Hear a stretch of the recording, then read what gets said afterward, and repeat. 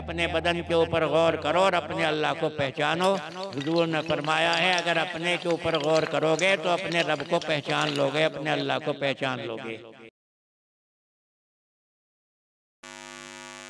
बिस्मिल्लाहिर्रहमानिर्रहीम।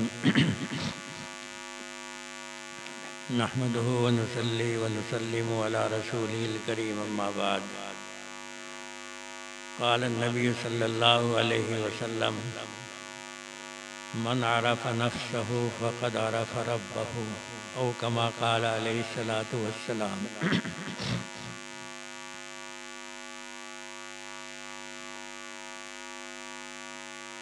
कुदरत का नमूना ये इंसान की ज़ात है। अगर इंसान खुद अपने ऊपर ही गौर कर ले तो उसे अपने अल्लाह को पहचानना, अपने रब को पहचानना बहुत आसान हो जाएगा।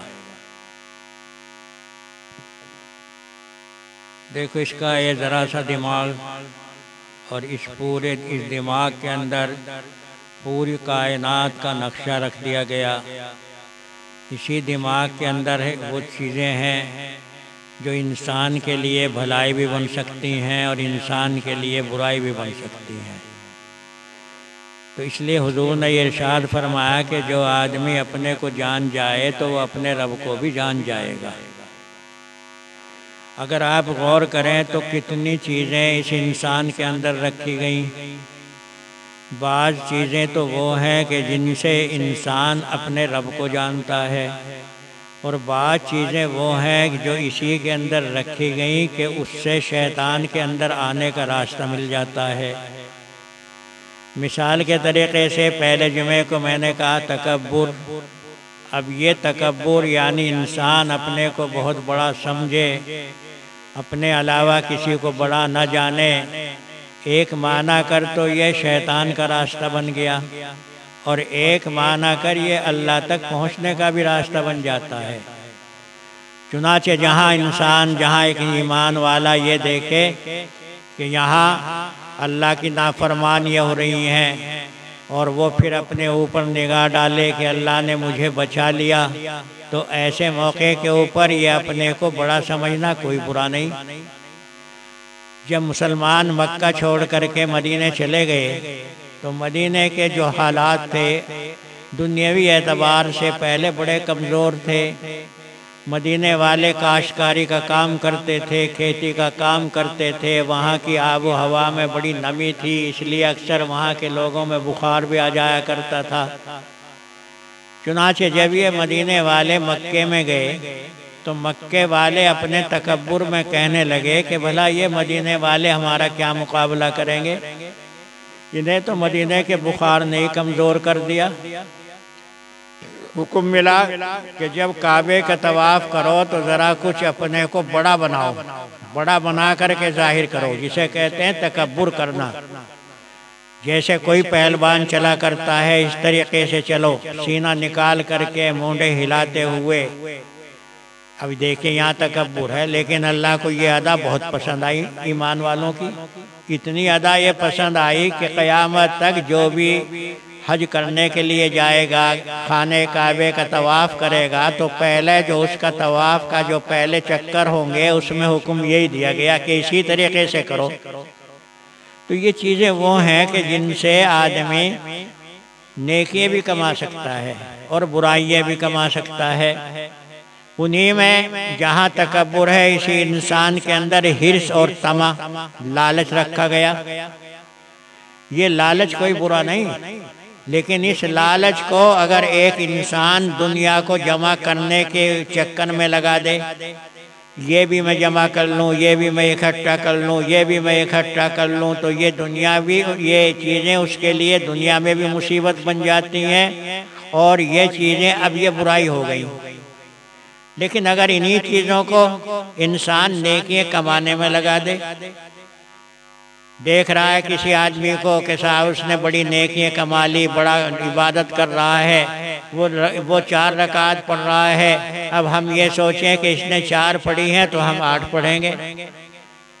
एक इंसान को हम ये देख रहे हैं कि वो बड़े अच्छे कामों में लग रहा है, तो हम भी इसी तरीके से लगे। अब देखिए यहाँ भी हिर्स है, यहाँ भी लालच है, लेकिन ये लालच और ये हिर्स अल्लाह को बहुत पसंद है। सहाबाए किराम की यही शान हो गई थी। नबी करीम सल्लल्लाहु अलैहि वसल्लम के सामने कुछ गरीब लोग शिकायत लेकर के आए और उन्होंने कहा कि अल्लाह के नबी, ये जो हमारे में मालदार लोग हैं ये तो बहुत सारे अच्छी नेकियां कमा लेते हैं, तो ये तो जन्नत के मुस्तहिक जल्दी हो जाएंगे और हम महरूम रह जाएंगे। क्योंकि मालदार आदमी, उसके पास माल आया तो वो इसमें से खैरात करेगा तो उसकी नेकी ये बढ़ गई। हम तो गरीब हैं, हमारे पास पैसा नहीं, तो हम खैरात कहाँ से करें। ऐसे ही मालदार आदमी ज़कात देगा, हम गरीब हैं, हम ज़कात से महरूम, हम ज़कात नहीं दे पाएंगे। मालदार आदमी हज करेगा तो मालदार जो हैं ये तो नेकियों में हमसे बहुत आगे बढ़ जाएंगे, हम तो बहुत पीछे रह गए। आपने इरशाद फरमाया कि अच्छा चलो मैं तुम्हें एक बात बतलाऊं, जब तुम असर की नमाज के बाद में बैठा करो तो ये तस्बीह पढ़ लिया करो, वही तस्बीह जो मशहूर तस्बीह है सुभान अल्लाह अल्हम्दुलिल्लाह अल्लाहु अकबर वाली। अब अगले रोज ऐसा हुआ कि गरीब लोग तो बैठे रह गए और मालदार वहाँ से उठ करके चले गए। मालदारों को तो ये मालूम था ही नहीं कि इस तरीके से भी नेकी कमाई जा सके। एक दिन गुजर गया, 2 दिन गुजरे, तीसरे दिन गुजरा, मालदारों ने देखा अरे भाई ये गरीब गरीब से लोग क्यों बैठे रहे, जरूर इन्हें अल्लाह के रसूल ने कुछ बतला दिया है। चुनाचे वो इसकी टोह में लगे और आखिर इन्हें भी ये बात मालूम हो गई कि इस तरीके से अल्लाह के रसूल ने बतलाया ये तस्बीह पढ़ लिया करो। तो अब इन्होंने भी बैठ करके तस्बीह पढ़नी शुरू कर दी। अब ये गरीब लोग फिर आए हुजूर के पास और कहने लगे अल्लाह के नबी, इन्हें तो हमारी ये बात मालूम हो गई, अब ये जितनी इनके पास वो नेकियां हमसे ज़्यादा थी वो तो थी, लेकिन ये इन नेकियों को करके, इस तस्बीह को करके ये तो हमारे बराबर हो गए। तो आपने इरशाद फरमाया ज़ालिका फ़ज़लुल्लाह यूती मन यशा। अरे भाई ये तो अल्लाह जिसे जो चाहे देता है, हम क्या करें। तो इससे ये अंदाज़ा होता है कि सहाबाए किराम का एक मिजाज बन गया था। वो इस मिजाज ये बन गया था कि जहाँ वो ये देखते कि फला आदमी ने ये अच्छा काम कर लिया और मैं इससे महरूम रह गया, तो वो कोशिश करते कि मैं भी इसे करूं। अब देखे ये भी हिर्स है, लालच है। अगर वो ये देखते कि फला आदमी जो है रात के वक्त में 8 रकात तहज्जुद की पढ़ रहा है, तो ये भी कोशिश करते कि मैं क्यों पीछे रहूं। तो यहाँ हिर्स है, लालच है। तो अच्छे काम के लिए हिर्स और लालच करें आप, मैं ज़्यादा से ज़्यादा नेकी का काम करूं, तो अब ये इबादत बन गई।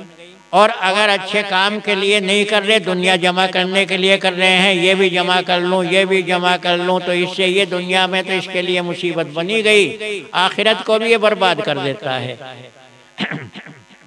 तो ये अगर इंसान इन तमाम चीज़ों के ऊपर गौर करता रहे कि अल्लाह ने जितनी बदन के अंदर चीज़ें पैदा की हैं, इन चीज़ों में कोई ऐब नहीं, इनके गलत इस्तेमाल करने में ऐब है, गुस्से में कोई ऐब नहीं। अगर हम देख रहे हैं कि कोई आदमी अल्लाह की नाफरमानी कर रहा है और हम उसको गुनाह से रोक सकते हैं, हमारे पास ताकत है, तो यहाँ देखिए गुस्सा इबादत बन गया। लेकिन खामखा किसी के ऊपर गुस्सा किया जा रहा है तो वो इबादत नहीं रहा, बल्कि वो उसके लिए एक गुनाह बन गया। सहाबाए किराम का जो मिजाज बना, जब नबी करीम सल्लल्लाहु अलैहि वसल्लम ने तबूक के लिए ऐलान किया, तबूक की एक लड़ाई हुई है आखिर में, चूँकि मुल्क शाम में जो कि ईसाई लोग थे, आपको ये मालूम हुआ कि वहाँ ये लोग इस्लाम के ख़िलाफ़ इकट्ठे हो रहे हैं, मुसलमानों के ऊपर हमला करने की तैयारी कर रहे हैं। तो आपने उस वक्त में ऐलान फरमा दिया इनके मुकाबले के लिए निकलना है। और ये ऐसा मौसम था जबकि मदीने के अंदर खजूरें पकने का मौसम आ गया।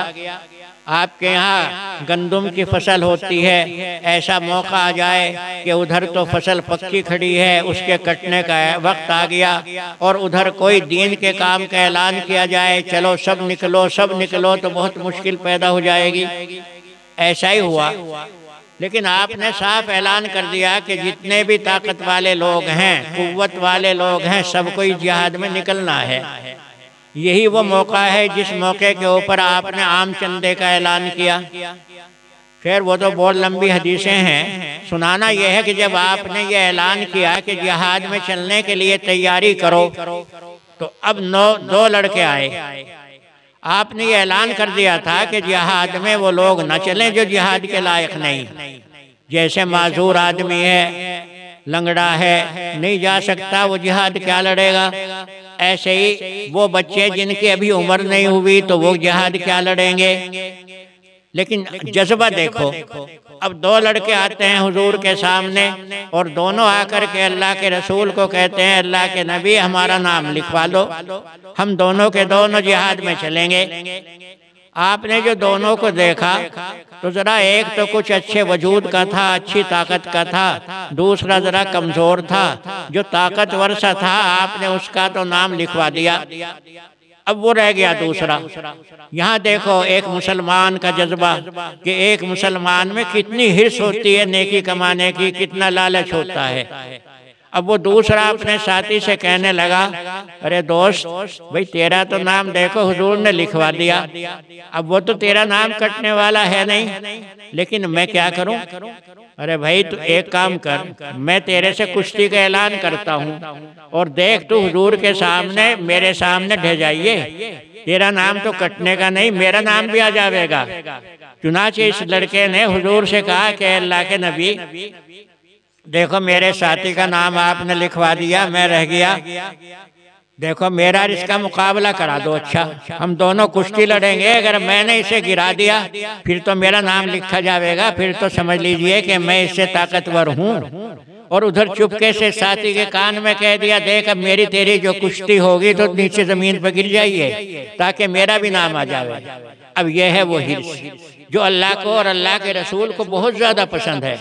तो अगर दीन में बढ़ने के लिए, नेकी कमाने के लिए हिर्स की जाती है, लालच किया जाता है, तो ये तो मकबूल। और अगर दुनिया कमाने के लिए हिर्स किया जाती, हिर्स में आदमी फंस जाता है तो वो मरदूद। क्योंकि हरीस आदमी जो है अब वो लालच में इतना खोया जाएगा कि वो बढ़ता ही चला जाएगा, बढ़ता ही चला जाएगा। चुनाचे एक बादशाह अगर किसी बादशाह के पास 7 मुल्कों की हुकूमत आ जाए तो अब भी वो आराम से नहीं बैठता, अब भी ये सोचता है कि नहीं एक मुल्क और मेरे कब्जे में आ जावे। अगर किसी के पास 1 करोड़ रुपया आ गया है तो वो ये सोचता है नहीं 2 करोड़ होने चाहिए, ये अभी कम है मेरे पास में। वो जो कहा करते हैं ना 99 का चक्कर, वो यही होता है जिसमें हिर्स को बयान किया जाता है कि आदमी लालच में इतना आ जाता है, इतना आ जाता है कि ये भी कमा लूँ, ये भी कमा लूँ। असल में अगर हम गौर करें दीन के बारे में, इस्लाम के बारे में, इस्लाम ने किसी चीज के ऊपर पाबंदी नहीं लगाई। देखो इंसान के अंदर ख्वाहिशात हैं, हमारा दीन ये नहीं कहता कि ख्वाहिशात खत्म करो। क्योंकि सहाबा ने जब हुजूर के सामने ये दरख्वास्त पेश की कि अल्लाह के नबी हम जरा कमजोर हैं, हमारे पास कोई दौलत नहीं, हम बीवी का खर्च बर्दाश्त नहीं कर सकते, तो क्यों ना हम अपने को खस्सी कर लें, खस्सी हो जाएंगे तो ख्वाहिशात खत्म हो जाएगी। तो आपने साफ इनकार फरमा दिया, इस्लाम में ये कोई चीज नहीं। बाज़ दुनिया के लोग जो कहते हैं हम नई शादी नहीं करेंगे, हमने आज तक किसी औरत को छुआ नहीं, बहुत से लोग इसे अपने कमाल में गिनवाते हैं। लेकिन हमारा दीन इस्लाम, नबी करीम सल्लल्लाहु अलैहि वसल्लम की तालीम इसका सबक नहीं देती कि कुदरत ने जो आपके अंदर ताकत पैदा की है, इस ताकत को ख़त्म न कीजिए, बल्कि इस ताकत को सही जगह के ऊपर इस्तेमाल करो, उस जगह के ऊपर इस्तेमाल करो जहाँ पर के हमारा दीन बतला रहा है कि देखो ये जगह तुम्हारी इस ताकत को इस्तेमाल करने की है। चुनाचे इस्लाम ने ये हुक्म दिया कि निकाह करो, यहाँ अपनी ख्वाहिशात पूरी करो। चलो जारिया है, बांधिए है तो आज तक नहीं, आज है नहीं ज़माने में, लेकिन अगर किसी में आज़ाद औरत से निकाह करने की ताकत नहीं तो बांधी रखो। और अगर ये भी नहीं, निकाह करने की ताकत नहीं है, महर अदा नहीं कर सकता, औरत को मकान नहीं दे सकता, तो हुक्म दिया गया कि रोजे रखो, रोजे रख करके अपनी ख्वाहिशात को ख़त्म करो। कुछ लोगों ने दुनिया में, आप देखेंगे बहुत से लोग दुनिया में अपने को ऐसा जाहिर करते हैं कि आज तक हमने किसी औरत को देखा नहीं, किसी औरत को हाथ नहीं लगाया, लेकिन जब आप उसकी तह को पहुंचोगे तो ये इंसान वो पाएगा, ये इंसान आपको नजर आएगा ऐसा कि जिसने बहुत सारे गुनाह अपने सर के ऊपर रख लिए हैं। हज़रत ईसा अलैहिस्सलाम ने चूँकि दुनिया में आए तो शादी नहीं की, बाद में आएंगे तो शादी करेंगे, लेकिन उस वक्त में आपने शादी नहीं की। आपकी वालदा हज़रत मरियम, जहाँ से हज़रत ईसा पैदा हुए, तो हज़रत मरियम की भी शादी नहीं हुई, लेकिन ईसा अलैहिस्सलाम को अल्लाह ने बग़ैर शादी के, बग़ैर मर्द के हाथ लगाए पैदा कर दिया। इसलिए ईसाइयों का एक तबका वो शादी नहीं करता। उनका हाल ये है कि वो इसी तरीके से रहने को इबादत समझते हैं। लेकिन जा कर के देखिए आप उन गिरजाघरों को, जहाँ इनकी बहुत सारी औरतें बग़ैर शौहर के रहने को नेकी समझती हैं, जहाँ इनकी बहुत सारी लड़कियां ऐसी हैं जो कसम खा लेती हैं कि हम जिंदगी में कभी निकाह नहीं करेंगे, लेकिन सारी दुनिया हैरान रह जाती है उन गिरजाघरों को देख करके जहाँ हराम के बच्चे मिलते हैं। इस्लाम ये नहीं कहता, हमारा दीन ये कहता है नहीं, ये जितनी ताकतें तुम्हारे अंदर कुदरत ने पैदा की हैं, ये ताकतें तो जूं की त्यों रहेंगी, लेकिन इन ताकतों का इस्तेमाल सही तरीके से करो, गलत जगह इस्तेमाल मत करो। इसी में हुक्म दिया गया है हिर्स में और लालच में। लालच कोई बुरा नहीं, यानी लालच को ख़त्म नहीं किया जाएगा, बल्कि उसका इस्तेमाल जो है वो अपनी जगह के ऊपर सही रहना चाहिए। इंसान के अंदर, एक मुसलमान के अंदर ये जज्बा होना चाहिए कि मैं ज़्यादा से ज़्यादा नेक ये करूं। दुनिया को जमा करने में मुकाबला नहीं करना, दीन में आगे बढ़ने के लिए मुकाबला करना है। और अगर गौर करो, ये इस्लाम का ये ऐलान हर जगह के ऊपर है।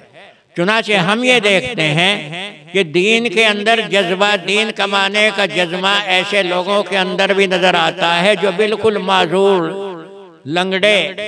हज़रत उमर इब्ने जमू रज़ी अल्लाह ताला अन्हु सहाबी हैं, लंगड़े थे, चला नहीं जाता था, लेकिन जब आपने जिहाद का ऐलान किया तो लड़कों ने उनके मना किया, अब्बा जान देखो तुम तो पैरों से लंगड़े हो, माजूर हो, तुम जिहाद में क्या करोगे, मत जाओ।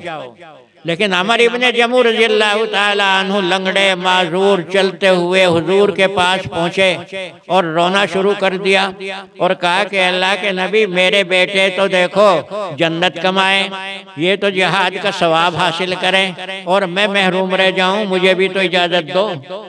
अब बताइए कितना बड़ा जज्बा है ये। अल्लाह को ये हिर्स, ये लालच कितना पसंद आया होगा कि एक लंगड़ा आदमी भी इस तरीके से जा कर के खड़ा हो गया और कहता है कि मैं चलो अगर तलवार नहीं चला सकूंगा तो कम से कम मैं जख्मियों की खिदमत तो करता रहा करूंगा, बैठा हुआ किसी की मरहम पट्टी कर दिया करूंगा। ये है वो जज्बा एक मुसलमान का।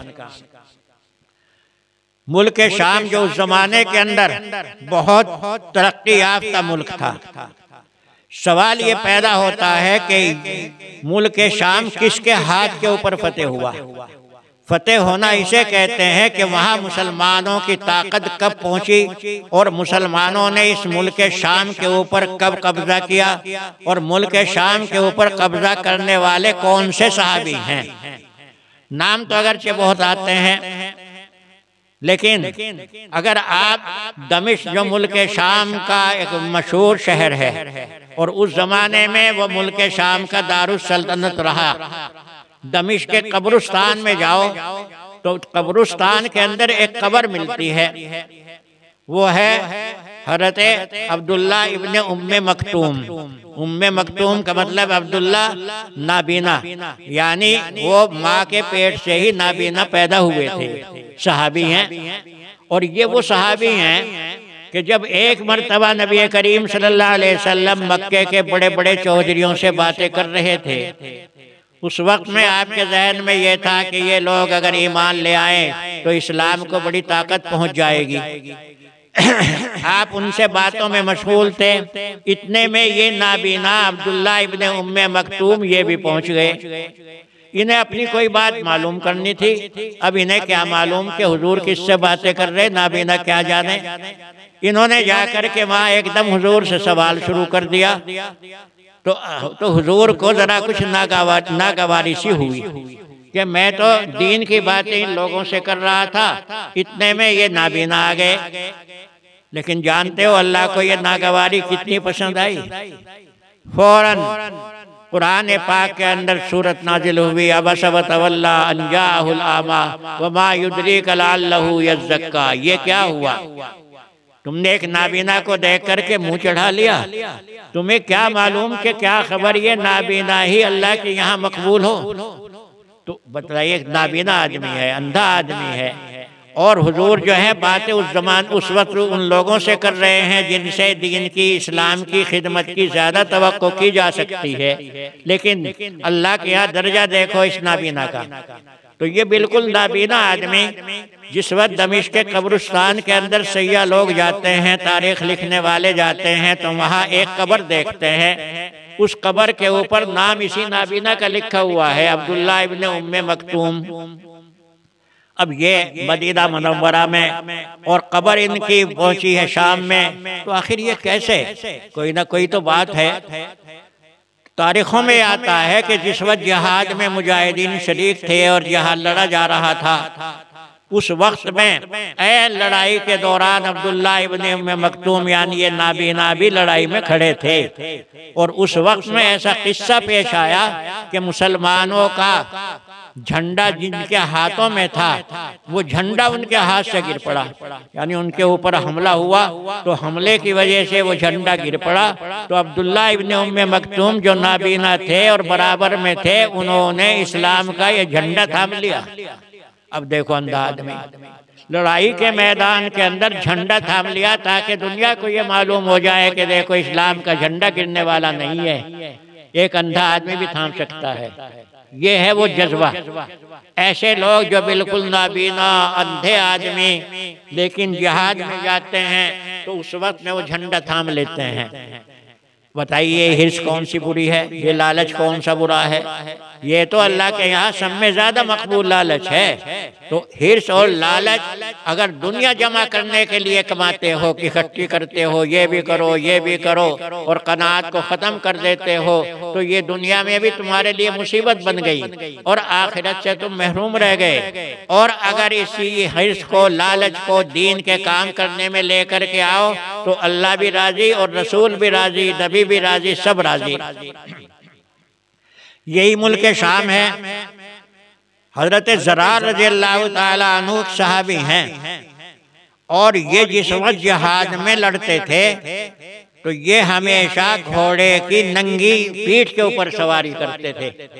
कभी जीन वगैरह नहीं बांधी इन्होंने, और खुद भी नंगे रहते थे, कुर्ता पहन करके जिहाद में नहीं जाते थे। लेकिन हजरत ज़रार रज़ी अल्लाह ताला अन्हु जिधर को निकल गए, तो बस उधर ही नारे तकबीर बुलंद करते हुए चले जाया करते थे।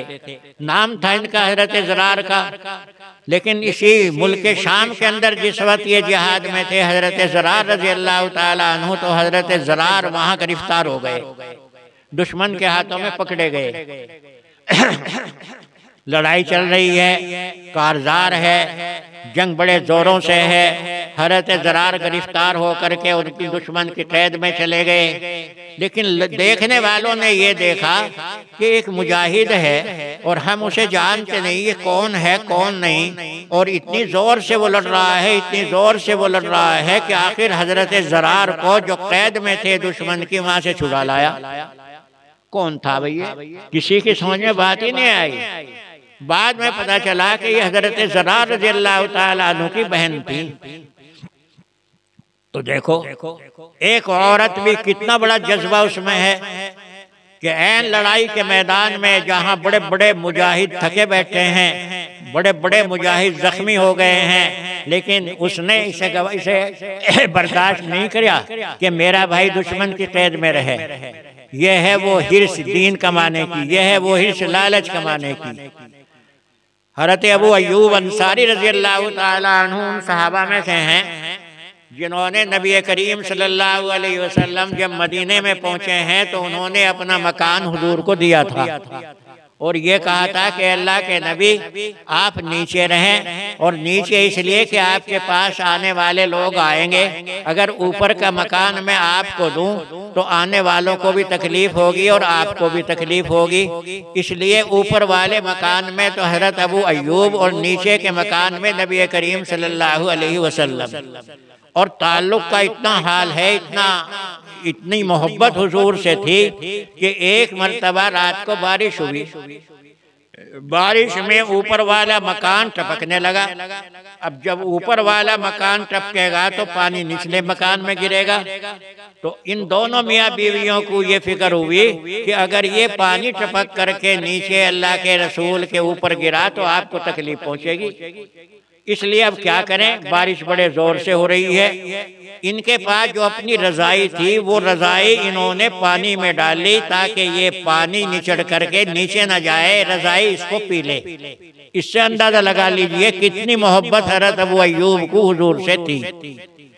लेकिन जिस वक्त के अल्लाह के नबी सल्लल्लाहु अलैहि वसल्लम दुनिया से रुखसत हो गए, आपने पर्दा फरमा लिया और ये दीन फैलाने वाली जमात दुनिया में निकली। यही वो सहाबा हैं जो कभी मदीने से हुजूर की मोहब्बत में बाहर नहीं निकले, लेकिन दीन की मोहब्बत में आज ये मदीने को छोड़ रहे थे। और यही अबू अय्यूब हैं जिन्होंने हुजूर को अपना मकान दिया और जिनकी मोहब्बत का यह हाल था कि अपने बिस्तरे, अपने लिहाफ वगैरह भी उन्होंने पानी में भिगो लिए। लेकिन जिस वक्त के यही मुल्क शाम में हज़रत अबू अय्यूब अंसारी पहुँचे हैं अपनी पूरी जमात के साथ, तो ऐन उस वक्त में जिस वक्त के जिहाद चल रहा था, हज़रत अबू अय्यूब बीमार हो गए। आपने बड़े सहाबा को बुलाया और बुला करके एक वसीयत की। वसीयत ये नहीं की कि मरने के बाद में मेरे जनाजे को मदीने में ही ले जाना, मुझे वहीं पर दफनाना, ये वसीयत नहीं। वसीयत ये की कि देखो मैं अगर मर जाता हूँ तो मरने के बाद में मेरे जनाजे को ले करके दुश्मन की तरफ को बढ़ना, जहाँ तक भी जा सको वहाँ तक मेरी लाश को लेकर के पहुँचना, और फिर जब मजबूरी हो जाए तो बस वहीं पर मुझे दफना देना। क्यों? ताकि क़यामत में मैं अल्लाह के रसूल के सामने कह सकूं, ऐ अल्लाह के नबी, अबू अय्यूब में जहाँ तक ताकत थी वहाँ तक मैंने अपने जिस्म को आपके दीन को बुलंद करने के लिए पहुँचाया। अंदाजा लगाइए, हम लोग अगर कहीं बाहर भी मौत आ जाए, कहीं वैसे आ जाए तो क्या वसीयत करेंगे? भाई गांव में ले जा करके फला की जगह, फला के करीब में मुझे दफना देना। और यहाँ मिजाज देखिए, सारी उम्र गुजार दी मदीने में नबी करीम सल्लल्लाहु अलैहि वसल्लम की खिदमत में, लेकिन आपकी जो खिदमत थी, आपसे जो मोहब्बत थी, सारी मोहब्बत को फिर कुर्बान कर दिया दीन की मोहब्बत में। और ये जज्बा पेश किया कि ये सबसे बड़ी नेकी है कि अबू अय्यूब की लाश वहाँ पहुँच जाए कि जहाँ उससे आगे जाने की ताकत ही न रहे। तो खैर, कहने का मकसद ये है कि एक मुसलमान के अंदर दीन जमा करने की, इबादत करने की इतनी हिर्स लालच आना चाहिए कि उसके मुकाबले में किसी और चीज़ का लालच न रहे। तो ये तो अल्लाह के यहाँ बहुत ज़्यादा मकबूल। और अगर दुनिया जमा करने में एक मुसलमान लग रहा है, दौलत इकट्ठी हो जाए, सूद की शक्ल में आ जाए, रिश्वत की शक्ल में आ जाए, कहीं से भी आ जाए, बस मेरे बैंक भर जाएं, तो भाई फिर यह है शैतान का रास्ता। इस्लाम ने दोनों चीज़ें हमें बता दी हैं, शैतान के रास्ते पर चलो या दीन के रास्ते के ऊपर चलो। ये चीज़ें जो हमारे बदन में रखी हैं, इन्हें अगर एक मुसलमान सही जगह इस्तेमाल करता है तो कहलाता है बड़ा अल्लाह वाला है। और यही चीज़ें अगर गलत जगह के ऊपर इस्तेमाल हो जाती हैं तो उसने अपनी दुनिया को भी बर्बाद कर दिया और अपनी आखिरत को भी बर्बाद कर दिया। ये अपने बदन के ऊपर गौर करो और अपने अल्लाह को पहचानो। हुजूर ने फरमाया है अगर अपने के ऊपर गौर करोगे तो अपने रब को पहचान लोगे, अपने अल्लाह को पहचान लोगे। व आखिरु दावाना अनिल हम्दुलिल्लाहि रब्बिल आलमीन।